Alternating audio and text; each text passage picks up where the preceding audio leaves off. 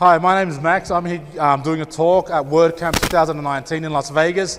Manage your WordPress business and reputation and online reviews. How to move past negative reviews, add a positive spin to your business. In the back, I wouldn't recommend it, don't go. The other way you used to get business or promote your business was through trade show associations. So for example, these are all the sponsors of Wordcamp 2019 Las Vegas. You got WooCommerce, GoDaddy, HubSpot, Railvery, Gravity Forms, Jetpack. These people have put their money to be a part of the community. And so that's another way you used to get your business out there in the public. Now, everyone just goes to the internet and they look at reviews. YouTube comments and reviews about positive or negative. We're just speaking about a gentleman. If you search Tobin Charger, Dodge Charger on the internet, a gentleman did a negative review about a Charger they bought with 652,000 views. Do you think that's affecting their business? Right? So you got people doing YouTube reviews, Google reviews, Yelp, Facebook, Better Business Bureau, Indeed, Glassdoor if you're a company and you're wanting to hire people. You want to make sure that the CEO has good approval and people approve of the business. That's a really big issue. Indeed, Amazon. I've been involved in manipulating all these industries and reviews and consulting in relation to them. Amazon is the funniest now because you go to Amazon. I was trying to buy one of those shades because I live in Las Vegas and I bought the one that had 140 positive reviews. I got it, it was complete rubbish, I sent it back. The review, it's getting so common for review manipulation. It's something that a small business now needs. So your local coffee shop, your HVAC company, your clients need to be able to manage reviews. You need to manage the current reality and what your customers are saying. So Google reviews, once you do, so does everyone know what a Google My Business or GMB is? Yes, no? Yeah? So Google My Business, you can only optimize Google My Business to a certain degree. Then the only thing you can influence thereafter is the reviews, right? So if you look down on here, number 3 is review signals, is the third biggest implicator to optimizing your GMB. So you need to make sure that you do consistently get reviews, okay? So how do you do this all? So so let me go back. No, that's the next slide. So how do you do this or how do you encourage reviews? Well, you have the G-rated version, which is do nothing and be organic and just smile at people. You have the PG version, which is allowed by Google, which is to ask for reviews and encourage reviews via email. And then you have the M, which is not allowed where you compensate people or have like a prize at the end of the month for reviews.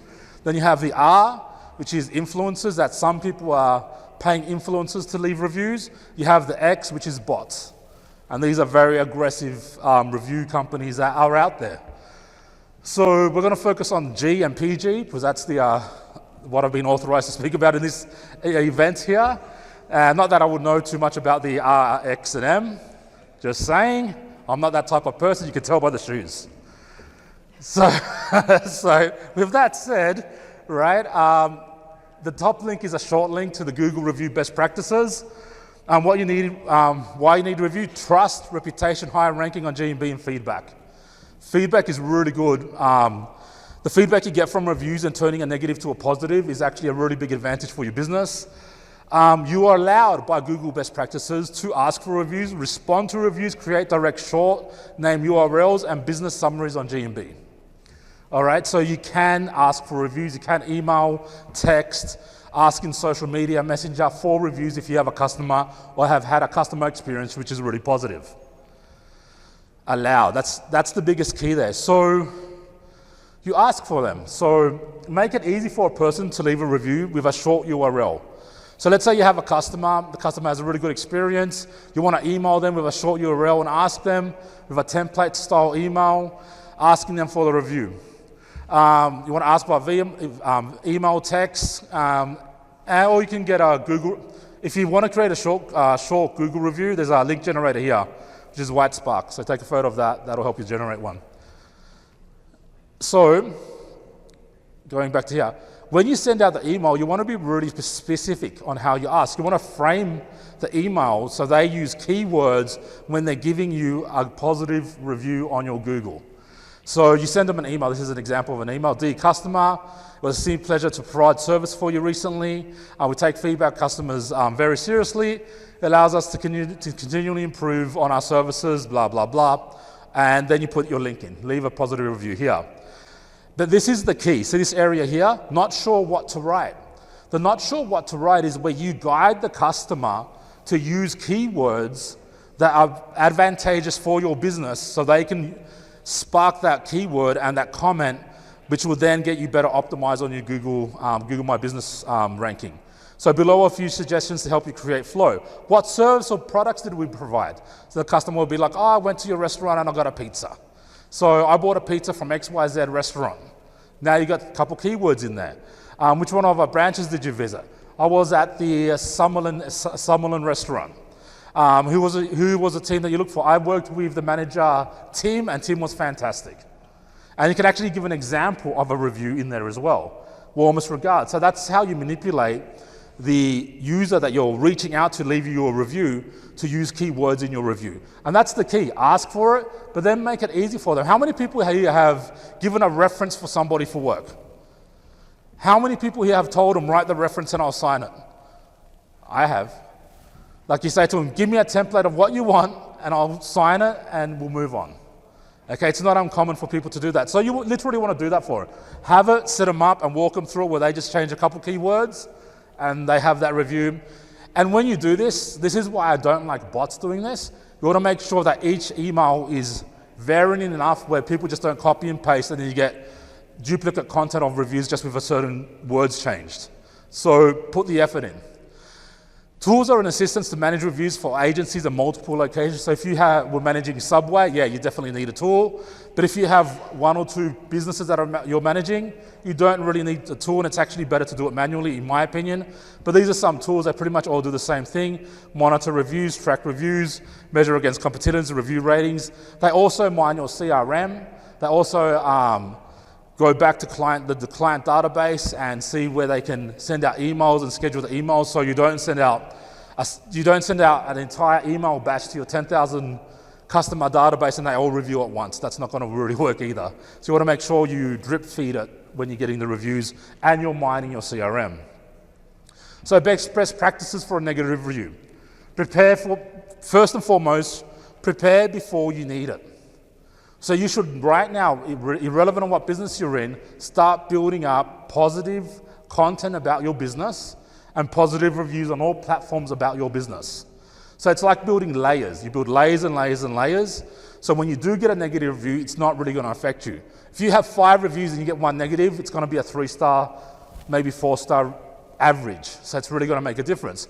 But if you have a built up, if you're already and consistently building your reviews, you're going to have a positive advantage when you do get that negative review. Respond to all negative reviews. Respond to all reviews. If you get a positive review, respond enthusiastically. Like when your dog greets you when you get home, right? They're very happy. They're all over the place. They jump up and down. Respond enthusiastically and respond uniquely to every single comment. Because everybody knows when they get a email, which is copy and paste email, which is just auto-generated with no personal touches within that document. You guys with me, yes or no? You get that email and it's just like, you know it's an auto-bot, it's an auto-generated email. If you respond to a review, a positive review, with, oh, that's fantastic, I'm really happy you enjoyed Tim at the restaurant, next time you come in, show Tim the review, and I'm sure he's gonna put you at your favorite table. It's that simple, okay? So just make those and be creative with those responses. It's like creating content for an e-commerce website. I recall I was once working on a jewelry box website and there was like 400 jewelry boxes. We had to come up with 400 unique ways to describe a jewelry box. It's just part of the game. Verify. So that's how you respond to a positive. With a negative, verify they are a customer, address the issue, reach out to rectify the experience, write in a diplomatic manner, don't be emotional, don't use any words that could get you removed or penalized for the way you speak to them. Flag all negative reviews. And once again, build reviews to increase the average review rating. So this is an example or a template, yes?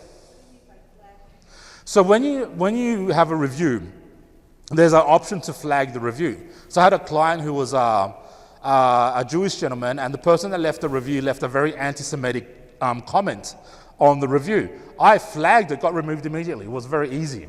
If they use any type of slur, if they use any type of words that are unworthy of Google or what have you, or negative, or severely negative or derogatory, you get them removed instantly. It's not going to be an issue.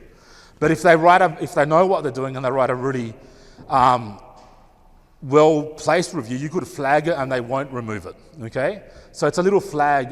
You just press a button on the option, and it may remove the review.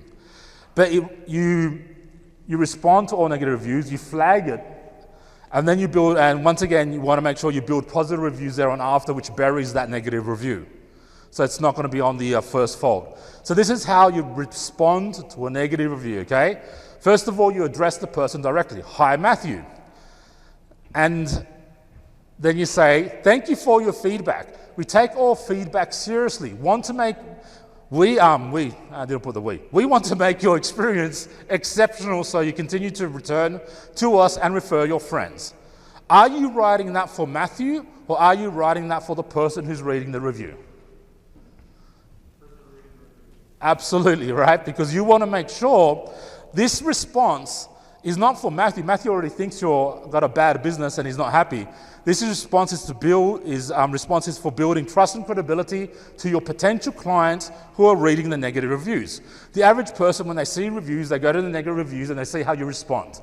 If you don't respond, it's not going to show that you are involved in your business. If you do respond, and you respond in a way, we take your feedback seriously and want to make your experience exceptional. It builds credibility that you actually want to help the situation. So it places you in an advantageous. The next line is where you decredit Matthew.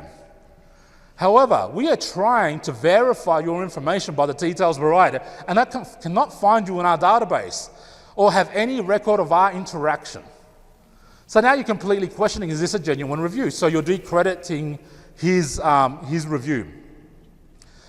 We take all feedback seriously as we see opportunities to grow. Please reach out to us so we can resolve your issue and rectify the situation. Email us directly, max@yourcompany, sincerely Max Lopez, General Manager.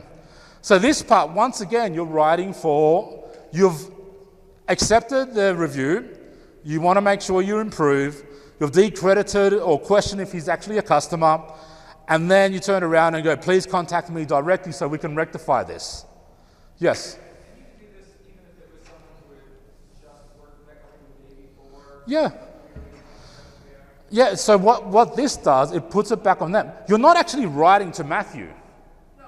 So our clients have very few customers, and they would just do a call, get the business lost with them when, maybe they spent 2 hours with them the day before that. I love the template. It's a matter of, you have to write that bit which suits you and be creative how you spin it. Okay, go, I apologize that our interview didn't go well in the previous 2 hours when we met yesterday, and we would like to follow up with you to see how we can improve the situation, but unfortunately I don't think we're a fit if it's a job or something. Right? And I wish you the best in the future. Can you imagine that someone writes a negative review, that were an employee that left, disgruntled, they leave your review, and you write, I apologize that we weren't a fit and I wish you the best in the future. Oh, it was a disgruntled employee. That review doesn't really count. All right? You decredit it. This area is to decredit the review. That's all you're doing, right? And then once again, you're reinforcing that you want to fix this issue. And please contact me. The kicker is down here. You want to make sure that sincerely, someone in your company that's on your website, and it says General Manager or Max, make sure the title sounds great, not CX123. Right? Or see customer service agent 69 or whatever it may be. So by using that, I would, if it was my business that was being reviewed, I would use my name, and if I was a general manager of a business or the CEO, I would allow my name to be used, and even give my email or an email that's just for that where someone else answers. So it'll be like Max L instead of my real email, which will be Max. Yes.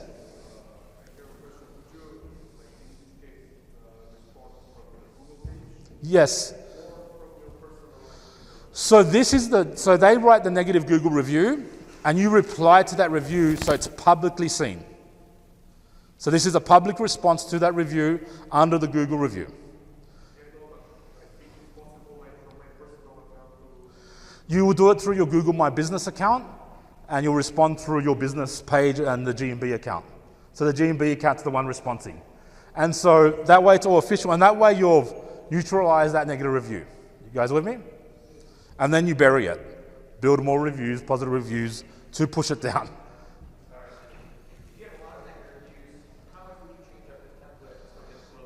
A lot. I will change this every single time. This will be the main concept, but it will be thoroughly changed because you have duplicate content issues. If they see the same format over and over and over, you read 10 reviews and you get the same format, the person that you're trying to build credibility with is going to go, it's a template.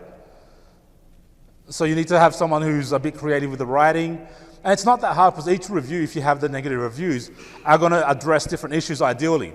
The other thing which is really interesting, if you're getting the same negative review over and over again, you should address something in your business systems and processes to fix that. Because that's a red flag. I've seen that happen a lot with when I dealt in China. I did a lot of stuff for Amazon guys, and they were like, we're getting all these bad reviews for our quality. I'm like, well, fix your quality. like I can do, there's only so much fudging I can do. If it's crap, it's bad. Sorry for using that word. Yes?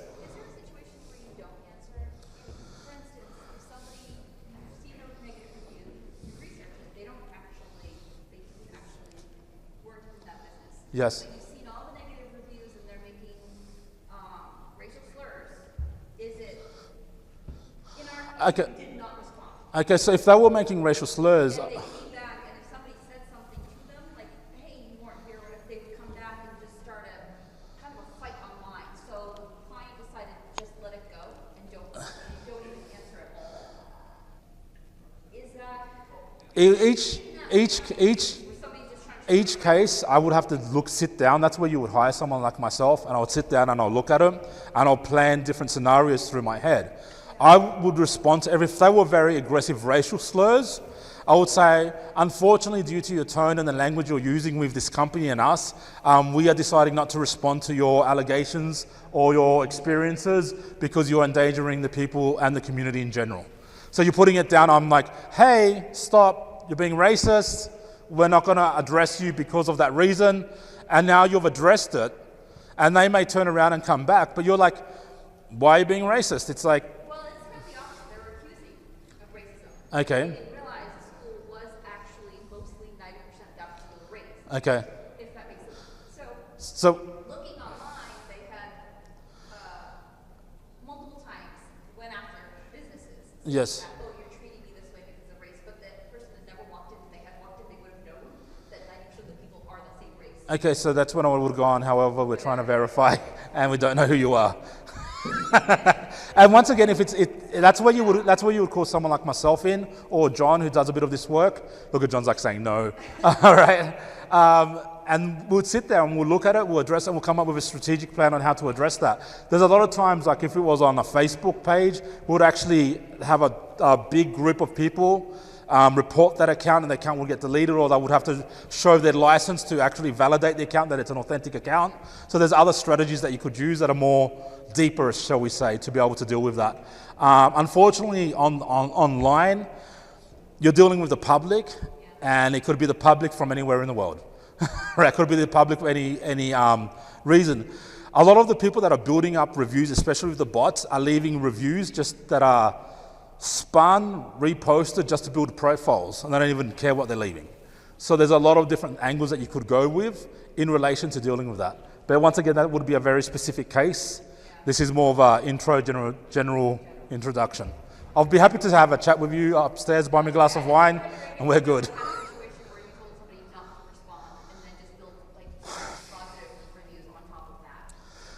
Yeah, when I have told clients not to respond, it's because I've had 5 lawyers tell me of the liability, right? So there is times, depending on the size of the business, where I've actually worked with more lawyers, and I would sit there, come up with the strategies, and I would say yes or no, and then we'll negotiate. And depending on the size of the business, is how that is affected. Eventually you get to a size where we're discussing previously, where if you don't have accessibility issues for blind, deaf, you will get sued because you're that big. So it comes down to the size of the business, and you need to be aware of which marketplace you're serving and accessibility issues and what have you. And then you have the teams and the resources to invest to answer those questions and be more strategic about it. Sounds good?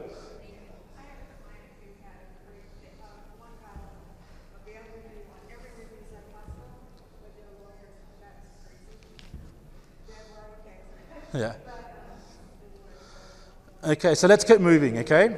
So let's put it here. So you get these negative reviews, and you want to make sure that, so you got your business, you got your social media accounts, you got your web pages, you got your posts, hopefully you have some YouTube, a podcast, you have a lot of information. So you want to build your business digital reputation online to nice thick books in each different social media platform and disciplines and formats. You want to make sure that you have press releases, charitable donations, community involvement, mass content creation, invest in video content.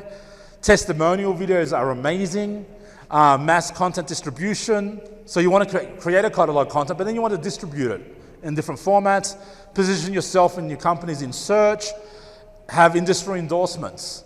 And that's like me speaking here. Wordcamp is endorsing me. It's industry endorsements. I can say I spoke at Wordcamp. It gives me credibility. Podcasts, speaking engagements, television engagements. So by having more and more about your business and who you are online, when you do get a negative review, it's less credible. So if they turn around and say, this business in your situation is racist, but you're doing all this community involvement, it's really hard to have that say, right? And if you are publicly promoting yourself, that's where this positive spin comes in. So the worst clients to get when it comes to reputation management is someone that's done no SEO, no marketing, and gets 2 or 3 negative reviews and a hit, and then comes up to you and goes, fix. I'm like, you got 5 reviews, 3 are negatives. I called up customer service, they are really rude, right? And it's going to cost you $10,000 a month for the next 6 months for me to fix this. And they're like, why $10,000? Well, all I'm going to do for the next 6 months is create content. That's all I'm going to do. So eventually you will have all the space for your business name on the first 2-3 pages of Google. So I type in, like, for example, XYZ company, the Plaza, and it's the Plaza's own website. It's Travelocity with the Plaza. It's Facebook Plaza, Twitter Plaza, YouTube Plaza. And so you own all the main pages. And that's what we do for the big clients or the gurus and politicians. We make sure when you search their name that all the negative is pushed down 2 or 3 pages. And that starts around $10,000 a client a month for 6 months minimum. So that's where you do all this positive spin and mass content creation. And so when they do get a negative review, it's like they're like Teflon, it just falls off. I had a client of mine who got a Forbes article written about them that they were a huckster. So think of Wolf of Wall Street article where, like, this guy's a crook. That's literally the article John can verify. And it was like Teflon. The article actually promoted their business because I spun it so well. And that's where the mass content creation comes in. And as soon as he decided not to do that anymore, his business declined literally within 6 months. Because it's a maintenance issue. You just have to have that content consistently coming out. So, the X strategies, which is aggressive review, encouragement, advertising, influencer reviews and marketing, exports. Not that I've ever done this. I would never have been involved in such things. Some use influencers, all right? Once again, refer to the shoes, all right? Me and Medusa don't do this, right? There's a coupon code if you want to see what these people do, and it's called IntelliFluencer, and what they use influencers. And so they use influencers, and let's just be honest, some influencers are so excited that they got a job, or especially micro-influencers, that you could tell them to go in front of a restaurant, take a photo of themselves, post it up on Instagram, post one up on Facebook, do a little YouTube video, and leave a couple reviews. Not that I would ever do that, all right? And so that's one strategy, and that to me is probably the most aggressive strategy when done correctly and with the allowable budget. And you can have a lot of influence, and all the accounts are authentic so they will not get bumped. Not that I would ever know that or recommend that, but it's just an aware. This is what your competition may be doing towards you. All right, when you see a business with 2 reviews and another business with 500 reviews. And you can easily do that. Just search AC Las Vegas, and you'll see the highest ones have 1,500, 800, 500 reviews, and all the mom and pop shops have 5, 10, 20 reviews. That's here in Las Vegas. Do a quick search on your Las Vegas GBP. So that's pretty much the presentation. I'm going to open up for questions and answers.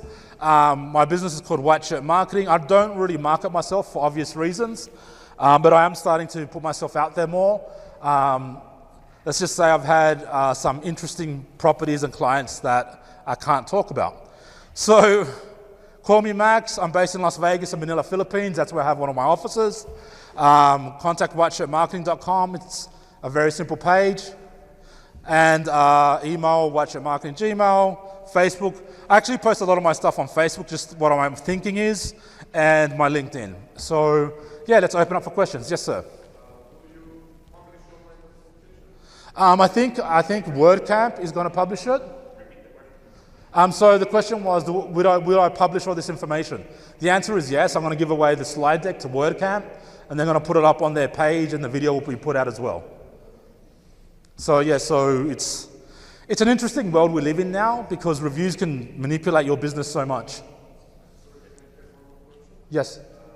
What do you think about asking for clients to, like, when you send the email for a review, like, should we include links to page groups? Absolutely. Any other review websites, or should we focus on Google? So each business, like if you're a restaurant, Yelp would probably be an advantage to manipulate, but they control their reviews. There's a lot of companies that you have to pay a membership to be able to optimize your reviews and how they deal with you. And so depending on the business is where you want to get the reviews. For example, if you're at Amazon, selling products on Amazon, obviously you want to work with Amazon reviews and the different strategies. This presentation is about Google, so that's what we're focusing on. With your emails, yeah, you definitely want to send it out, and you want to do what's best for that client, for that business. Most people now prefer text. So if you have a texting software, you can send it out through text. You could send it out through email, maybe Messenger if you got the right crowd. So it comes down to how you're dealing with them. And what I've found with a lot of businesses, some businesses communicate only on Messenger, where some businesses are more email-based, where some businesses are phone-based.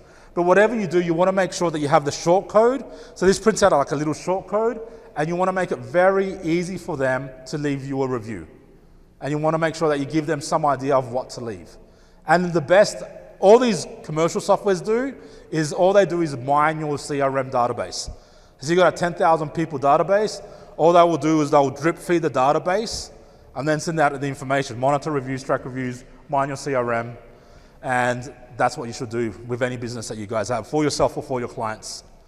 So if you just send 10 emails out, depending on the size of your business, you need to assess your business and assess what's the effect and how many reviews will look natural for that business. So let's say you got a HVAC business with 10 reviews in the last 5 years, and then you get 20 reviews a month, it's going to set off some red flags. So ramp it up. Yes?